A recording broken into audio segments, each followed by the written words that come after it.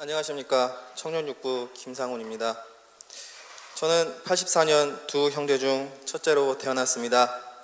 저희 집안은 불교였으나 저는 10살 때쯤부터 하나님의 존재를 믿기 시작했습니다. 같이 살던 고모의 권유로 동생이랑 교회를 나가기 시작했습니다. 그런 저희를 부모님은 싫어했습니다. 성경은 다 거짓말이다 하며 왜 교회에 가냐며 윽박질렀습니다. 얼마 안 가 고모는 이사가고 저희 형제는 교회를 나가지 않게 되었습니다. 하지만 하나님이 있다는 사실을 계속 믿었고 어려운 일이라 힘든 일이 있을 때 하나님을 찾게 되었습니다. 2001년 고등학교 재학 중 미국으로 이민을 오게 되었습니다. 부모님이 돈을 버시는 동안 저희 형제는 할머니가 계시는 위스콘신에 맡겨져 고등학교 시절을 보내게 되었습니다. 아버지는 하와이, 오하이오 등지에서 돈 벌 기회가 생기시면 어디든지 가셨고 어머니는 친구가 계시는 뉴저지로 가시게 되었습니다. 그렇게 미국에 온 후 온 가족이 뿔뿔이 흩어져 살게 되었습니다. 부모님과 떨어져 살게 된 후 서로 바빠 1년에 한두 번 겨우 연락하게 되었고 점점 부모님께 무관심하게 되었습니다. 사교성이 좋은 편이 아니었고 이민 초기 영어도 잘 못하여 농구로 친해진 흑인 친구 몇 외에는 아는 친구도 거의 없어 조용히 고등학교 시절을 보내게 되었습니다. 같이 살던 할머니도 일로 바쁘셨고 동생과도 많은 대화가 없었기에 아무도 저를 간섭하지 않았습니다. 2005년 고등학교를 졸업한 후 저희 형제는 어머니가 계신 뉴저지로 이사를 오게 되었습니다. 하지만 얼마 안 가 뉴저지 생활이 싫어졌습니다. 아는 사람이 한 명도 없었고 한국 사람들끼리만 모여 사는 것도 싫어졌습니다. 조용한 타주로 이사가고 싶어졌습니다. 낮에는 투잡을 뛰었고 일을 마치면 집에서 영화 보고 게임하며 하루 종일 보냈습니다. 그때 메시지를 담은 영화들을 많이 보게 되어 혼자 철학적으로 생각하는 것을 좋아하게 되었습니다. 2008년 1월 아버지께서 텍사스로 일을 하러 갈 기회가 생겼다며 저에게 같이 가겠냐고 하셨고 저는 바라던 바였기에 이사 준비를 하기 시작했습니다. 한창 이사 준비를 하던 중 한미 앞에서 갑작스럽게 전도를 받게 되었습니다. 전도자가 집요하게 연락해왔고 또 한편으로 교회 가볼까 하는 마음도 들어 예배에 참석하게 되었습니다. 그렇게 2008년 2월 처음으로 예수보험께 예배에 참석하게 되었습니다. 강단에 서신 목사님, 하염없이 예수 예수 하시는 말씀, 그리고 목이 찢어져라 피를 강조하시는 모습이 특이하게 여겨졌습니다.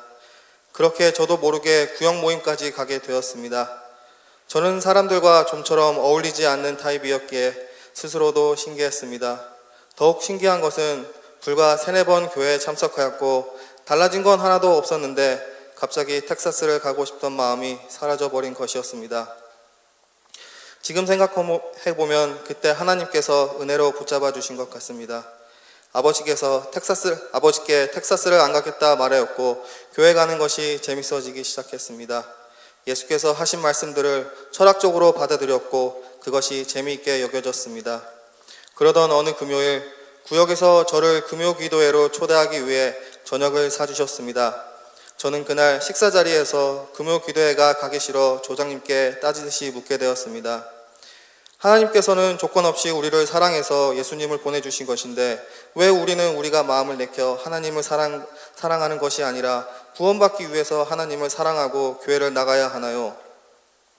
조장님께서는 와보면 알 수 있을 거라고 말씀해 주셨고 결국 그날 함께 금요기도회를 가게 되었습니다. 그날 설교의 주제는 죄와 회개였습니다. 목사님의 설교를 듣던 중 갑자기 제 마음에 찔림을 받기 시작했습니다. 저녁 식사 때부터 차를 타고 교회 오는 내내 왜 구원받기 위해 억지로 하나님을 믿어야 하는지 따져 묻던 제 모습이 떠올랐습니다. 내게 필요할 때 내킬 때만 하나님을 찾던 제 모습이 떠올랐습니다. 목사님께서는 우리가 생활이 편할 때 하나님을 잊어버린 채 살다가 어려운 일이 생길 때만 찾는 것을 회개해야 한다고 하셨습니다. 예배가 끝나고 조장님과 집에 돌아오는 길에 이상하게 눈물이 나기 시작했습니다. 내 모습이 목사님께서 말씀하신 죄인의 모습 같아 눈물이 멈추지 않았습니다. 평소에도 좀처럼 울어본 적이 없던 저였기에 그렇게 눈물을 흘린 것은 신기한 체험이었습니다. 그리고 부활절이 다가와 구역장님이셨던 최혁준 집사님께서 침례를 보내주셨고 침례를 받게 되었습니다. 침례를 받으니 이제는 성령을 받자며 기도하자고 했습니다. 성령을 받고 싶은 마음이 들긴 하였으나 침례 후에도 세상이 좋았기에 이 상태로 성령을 받는 것은 너무나 마음에 찔려 거절했습니다. 그러나 구역에서 포기하지 않고 계속 수양회를 권하였고 저도 하나님이 더 알고 싶은 마음이 있었기에 성령 받기로 결심하고 기도도 준비하여 수양회에서 성령을 받게 되었습니다. 성령을 받게 되니 세상에 빠져있던 저에게 주신 하나님의 마지막 기회인 것 같아 두려운 마음이 들었습니다. 하지만 수양회를 다녀온 후에도 교회를 빠지면 안 될 것 같다는 두려움으로 예배에 계속 참석하였으나 내 생각과 마음은 여전히 다른 곳에 있었습니다. 구역에서는 제가 말도 없고 질문을 던져도 담답형으로 짧은 대답만 했기에 크게 간섭하지 못하였고 저는 교회에는 나오나 사람들과 어울리지 않은 채 늘 혼자 있었습니다. 그러나 구역장님은 포기하지 않으시고 이번엔 조회를 권하셨고 조회는 꼭 가야 한다고 했습니다. 당시 제가 다니는 회사는 연말에 항상 바빴기에 거절했으나 구역장님의 끈질긴 노력으로 결국 조회에 가게 되었습니다. 그렇게 참석하게 된 조회에서 처음에는 무슨 말씀을 하시는지 몰랐으나 인내와 수고로 끝까지 포기하지 않으신 테이블 헬퍼님의 인도로 말씀이 점점 들어오기 시작했습니다. 조회 중간에는 같은 테이블 형제가 갑자기 허리가 아프다며 호소하기 시작했고 같이 기도도 하며 성령을 받지 못한 테이블 멤버를 위해 간절한 마음으로 방언도 열심히 했습니다. 이런 열심을 보시고 하나님께서는 조회 기간 동안 은혜를 부어주셨고 조회가 끝나고 돌아오는 길에 교회를 절대로 떠나지 말자 다짐하고 또 다짐하였습니다. 정말로 잊혀지지 않는 3박 4일이었습니다. 하지만 조회를 다녀온 후에 시간이 지날수록 세상의 틈타 마치 세상 사람들과 다를 게 없어졌습니다. 전도자와 함께 기도도 다니게 되었으나 기도 시간에 졸기 일쑤였고 가끔씩 빠지다가 결국 자주 안 가게 되었습니다. 예배도 시간대로는 마음으로 임했기에 졸기 일쑤였고 눈물 없는 예배, 감동 없는 예배를 드리게 되었습니다. 시계만 쳐다보며 언제 끝나나 생각했고 집에 가서 게임이나 해야지 영화나 볼까 하며 오로지 세상 생각으로 채워졌습니다. 조회와 수양회를 통해 받았던 감동과 다짐들은 다 식어가고 달려가던 내 뜀박질도 어느덧 멈춰 주저앉게 되었습니다. 다시 서서 뛰어보려는 생각이 들면 족쇄가 제 발목을 묶어 뛰지 못하도록 하는 것 같았습니다. 의지가 없었고 행함이 없었으므로 내 믿음은 죽은 믿음이었고 봉사와 수고는 억지로 하는 것이었습니다. 맡겨진 일은 하였으나 교회 때문에 내 시간을 사용하게 되는 것을 싫어하고 있었기에 사람들이 봉사를 열심히 하네, 하나님께서 상급으로 채워주실 거야 하면 마음이 찔렸습니다. 그러던 어느 날 당시 음향팀 팀장님께서 조회 때 옥스팀으로 봉사하는 절 보고 열심히 봉사한다 생각하셨고 저녁을 사주시겠다며 저녁에 보자고 말씀하셨습니다. 달리 거절할 방법이 없어 어쩔 수 없이 가게 되었는데 알고 봤더니 목사님과 함께하는 미팅이었습니다. 그 자리에서 팀장님은 저를 가리키며 이번에 처음으로 음향팀으로 같이 하게 되었다고 말씀하셨습니다. 당황스러웠으나 목사님이 계셨으므로 거절할 수 없었습니다. 그렇게 떠맡기듯 음향팀도 맡게 되었습니다. 저는 이렇게 떠밀리듯 억지 생활을 하고 있었습니다. 남들이 보기에는 로고스도 끝내고 주일 예배도 빠지지 않고 봉사도 하는 교인이었으나 실제로는 뜨겁지도 차갑지도 않은 신앙생활의 연속이었습니다. 그렇게 미지근한 교회 생활을 6년이나 지속하던 중 저는 지금의 와이프를 만나게 되었습니다. 당시 와이프는 예수보험교회에 남아 신앙생활을 하기 위해 한국에서 한 학기를 남은 대학을 졸업을 포기한 사람이었습니다. 갓 은혜를 받은 와이프가 저를 만나게 되자 와이프의 구역장님이 절 볼 때마다 죽일 듯이 쳐다보는 것 같은 느낌이 들었습니다. 그래도 기뻤습니다. 그러나 잠시 행복도 잠시 그를 만나는 것에 점점 도전받기 시작했습니다. 갓 은혜를 받은 모든 대화 내용이 예수와 교회뿐이기 때문입니다. 내가 더 오래 교회를 다녔기에 성경에 대해 아는 척, 믿는 척하며 가르쳐주려 하기 시작했습니다. 하지만 속으로는 점점 불편한 마음이 들어졌습니다. 나는 동일한 예배를 드렸음에도 은혜를 받지 못하였기 때문입니다. 내가 졸린 예배에서 그가 예수를 만나고 온 얘기를 들으며 내 심령은 가난해지기 시작했습니다. 하나님께서 왜 나에게는 모습을 나타내 주시 않으시냐 하는 원망의 마음이 들기 시작했습니다. 그가 만난 예수와 내가 만난 예수가 다른 분인가? 나는 어떻게 해야 하나 고민하기 시작했습니다. 심령의 가난함은 절정을 이르렀고 불편한 마음으로 예배에 들어가게 되었습니다.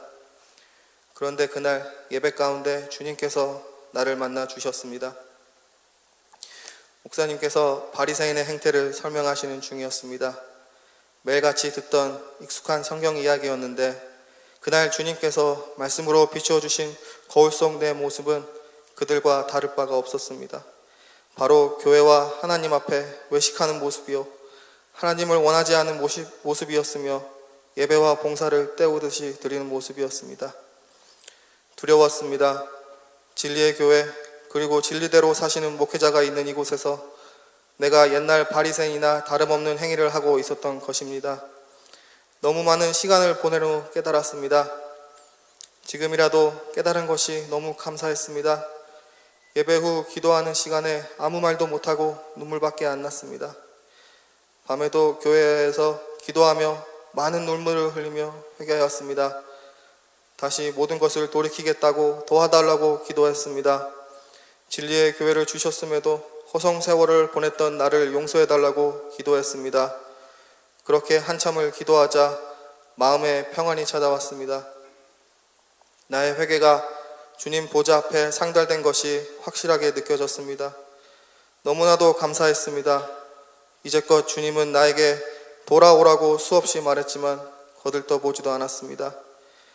하지만 주님은 포기하지 않으시고 사람을 통하여 나에게 보여주셨습니다. 끝까지 오래 참음으로 나를 기다려 주신 것입니다.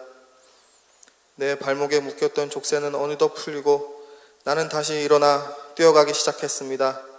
매일매일 교회에 처음 와서 지금까지 시간 낭비한 6년의 내 모습을 한탄하면서 회개하였습니다. 이제는 남은 삶은 주를 위해 살기로 결심했습니다. 2014년 정상훈 집사님 구역으로 구역이 바뀌게 되었고 곧 결혼 날짜도 잡혔습니다. 이제 주님께서 새로운 기회를 주셨으니 우리 가정은 예수를 위해 살자고 다짐했습니다. 로고스 때 배운 것처럼 결혼 후 첫 수입인 축의금을 전부 주님께 드려 앞으로의 우리 가정을 주님께 맡기기로 했습니다. 세상적인 가정의 모습을 버리고 함께 전도하고 함께 말씀을 배우기로 했습니다. 결혼 이후 데이트를 하러 간 적이 거의 없을 정도로 교회 생활과 전도로 바빴습니다. 하지만 전도를 하다 보니 제가 말씀이 부족한 것을 깨달았고 구역장님께 말씀을 가르쳐 달라 했습니다. 그때로부터 2년 가까이 매주 토요일 아침에는 구역장님과 만나 함께 목사님의 저서를 기초로 전도 훈련을 하게 되었습니다. 구역장님께서는 너는 음향팀으로서 예배에 집중할 수 없을 때가 많으니 남들이 한 번 설교 들으면 너는 10번을 듣고 남들이 한 번 기도하면 너는 10번을 해야 한다고 하셨습니다. 그 말씀에 순종하기 위하여 원래 목사님의 설교, 전년도 목사님의 주일 설교를 구해 차 안에서나 회사 안에서나 어디든지 수시로 듣기 시작했습니다. 어떤 날에는 새벽 3시까지 듣고 필기하다가 자곤 했습니다. 듣기가 둔하여 이해하기 어려운 설교가 있으면 어떻게든 그 말씀을 내 것으로 만들어 보고자 몇 번이고 반복해서 듣곤 했습니다. 기도도 열심히 해보려고 노력했습니다. 교회에서 늦은 시간까지 지혜를 구해 하나님을 온전하게 알게 해달라 기도하였고 회사 출근길에는 항상 방언 기도를 하였습니다. 연말에는 회사가 바쁘게 되어 10월부터 12월까지 휴가를 갈 수 없다는 통보를 받았으나 조회를 위해 휴가를 신청하였고 예전 몇몇이 잘린 적이 있기에 직장 동료는 해고를 당할 수 있다고 말을 했습니다. 예전에는 잘릴까 두려워 말도 잘 못 꺼냈으나 이제는 당당해져 오히려 부서 팀장님을 찾아가 나는 휴가를 가야 하고 사람이 필요하면 미리 구하시라고 말을 했습니다. 그러나 회사 팀장님은 오히려 당황하며 당신 같은 사람은 못 자른다고 오히려 잘 갔다 오라고 했습니다. 회사에서 기도하고 싶어 남몰래 기도했으며 강 목사님의 책을 한 장 한 장 사진을 찍어 회사에서 전화기로 보곤 했습니다. 그렇게 말씀과 기도를 통해 훈련이 되어가는 동안 EM 음향팀을 맡으며 들은 설교와 EM 로고스, EM 수양회 때 들은 말씀과 KM 예배 때 목사님의 말씀들이 점점 깨닫기 시작하여 예전에는 이해하지 못하던 주일 설교가 깨달아지기 시작했습니다. 주일 설교가 깨달아지자 말씀으로 인한 기쁨이 넘쳐 말씀대로 살려고 몸부림치기 시작했습니다. 회사에서 몰래 설교를 듣다 나도 모르게 눈물을 흘려 그것을 본 회사 사람들이 미친 것 같다며 수군된 적도, 회사 사람에게 전도한다고 등 뒤에서 욕을 먹은 적도 있습니다. 재작년 승진의 기회를 얻었으나 술을 마시는 자리에 참여해야 하기에 거절도 했습니다. 헌신 때는 다들 한 번 하는 헌신을 7번 하여 한두 시간 자고 회사에 출근하며 회사 창고에서 몰래 잠을 자고 버티곤 하였으나 말씀을 깨달은 후에는 더 이상 억지로 하는 봉사나 내 의대로 하는 봉사가 아니었습니다. 맡겨진 직분도 열심히 내며 또한 어떻게든 시간을 내어 설교를 듣고 기도를 하고 복음 전하는 것을 놓치지 않으려고 노력했습니다. 원래 말이 없는 사람이었기에 말도 잘 하지 못하고 열매가 바로 나타나지 않았지만 낙심치 않고 말씀 배우는 것을 쉬지 않았습니다. 2015년 우리 교회는 창립기념 30주년을 맞이해 30주년 기념 행사를 준비하게 되었습니다. 교회 모든 성도들이 이를 준비하였고 저도 음향팀으로 같이 참석하여 준비하였습니다. 영상 녹음에 참여하였고 마이크와 여러 부분으로 참여하였습니다. 우리 교회가 하나님이 지으신 교회임을 증거하고자 준비했습니다. 그런데 그 행사를 통해 저에게 엄청난 변화가 생겼습니다.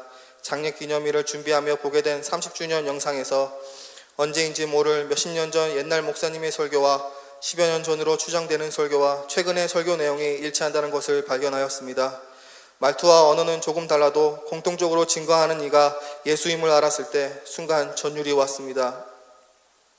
그동안 교회의 믿음의 선배들이 목사님의 설교 내용이 똑같다는 것을 말했으나 설마 했었는데 영상을 통해 본 바 증거하시는 내용이 완벽히 일치하다는 것을 깨달았을 때 입을 다물 수가 없었습니다. 그 순간 진리가 무엇인가 깨달아졌습니다. 어제나 오늘이나 내일이나 변치 않는 증거, 계시록에선 이 증거로 인하여 마귀를 대적한다 했고 이 증거로 인하여 음부의 권사가 틈타지 못한다 하였으며 이 증거로 인해 첫째 부활에 참여한 바 된다고 나와 있습니다. 목사님의 호통치는 소리가 하나님의 호령으로 들리기 시작했습니다. 과거 많은 선지자들과 율법과 또 요단강에서와 거룩한 산에서 하나님은 하늘에서 친히 그 아들을 증거하셨고 예수께서 이 땅에 오셔서 죽으시고 부활하신 후에 성령으로 2000년 동안 많은 믿음의 선진들 그리고 오늘날 우리 목사님을 통해서 증거하심이 와닿았습니다. 창세전부터 그리고 인류의 역사가 시작한 이후 현재까지 그리고 마지막 날까지도 하나님께서는 오직 예수만을 증거하시는구나 깨달아져 소름이 돋았습니다. 목사님께 감사했습니다. 이제 그를 통해서 나오시는 성령의 말씀뿐만 아니라 이제 그의 모든 일생이 나에게 믿음이 되고 있음을 감사했습니다. 목사님의 간증을 통해 들은 바 그가 만약 남편에게 맞으면서까지 믿음을 유지하지 않았더라면 자식들에게 짜장면을 먹이면서 전도하고 귀신 쫓고 병 고치며 또한 그가 진주 반지를 포기하면서까지 믿음을 소유하지 않으셨더라면 뿐만 아니라 수십 년 동안 앓고 있던 병에서 자유하려 믿음으로 약을 버린 모든 것까지 만약 어느 한 부분이라도 어긋나 버렸다면 예수복음교회가 생겼을까? 나라는 존재가 과연 오늘이라 일컫는 이 날에 있었을까? 감사하지 않을 수 없었습니다.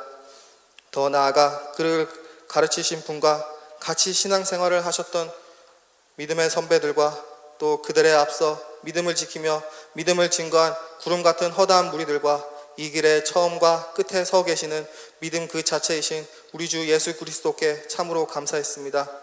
이제는 나를 통해서도 이 믿음의 무리가 이어져 나가기를 원하게 되었습니다. 제자들을 삼기 위해는 내가 먼저 진리를 알아야 했기에 이후로는 더욱 성경 읽기와 말씀 듣기를 쉬지 않게 되었습니다. 믿음의 선배들과 같이 나도 진리를 지키며 진리대로 살고 진리대로 전하여 마지막 날엔 진리이신 주님을 꼭 뵙겠다고 결심했습니다. 올해에는 와이프가 전도한 한 영혼이 구역에 참여하게 되었고 구역자님께서 제게 기도와 말씀 공부를 함께 해보라고 기회를 주셔서 진리대로 살게 하려고 노력하고 있습니다. 어느 날 그 영혼이 구역 모임 때 편도선이 부어 참석 못한다고 말했으나 3년 전 결혼 초기 제 발에 인대가 늘어나 배운 대로 손을 얹고 기도하고 나은 적이 있어 그를 설득하여 모임에 참석하게 인도하였습니다. 목이 부어 물이 마시지 못하던 새신자든 그날 구역 식구들이 다 같이 기도하여 순간의 병 나음을 체험했습니다. 이제는 기도를 함께 다니며 주일 설교 주보를 함께 공부하고 애쓰고 있습니다. 오래 참으시다 마침내 진리를 알게 해주신 주님, 어찌 나 같은 자에게 은혜와 진리를 알게 하여 구원의 길을 보여주시고 포기치 아니하시고 끝까지 인도하시는 주님께 감사합니다. 그리고 어제나 오늘이나 내일이나 동일하신 말씀에 따라 그 말씀 때문에 핍박을 받으면서까지 복음을 전하셨던 목사님처럼 나도 진리의 교회에서 흔들리지 않는 기둥이 되어 끝까지 진리대로 살고 전하는 것을 멈추지 않는, 그리고 예수복음교회와 함께 살고 죽는 김지사가 될 것입니다. 부족하고 연약한 자를 돌봐주신 구역장님과 구역원들, 부서원들과 교회와 강성희 목사님, 김주원 목사님께 감사드리며 오늘날 저로 있게 해주신 주님께 모든 것을 감사드리며 간증을 마칩니다. 감사합니다.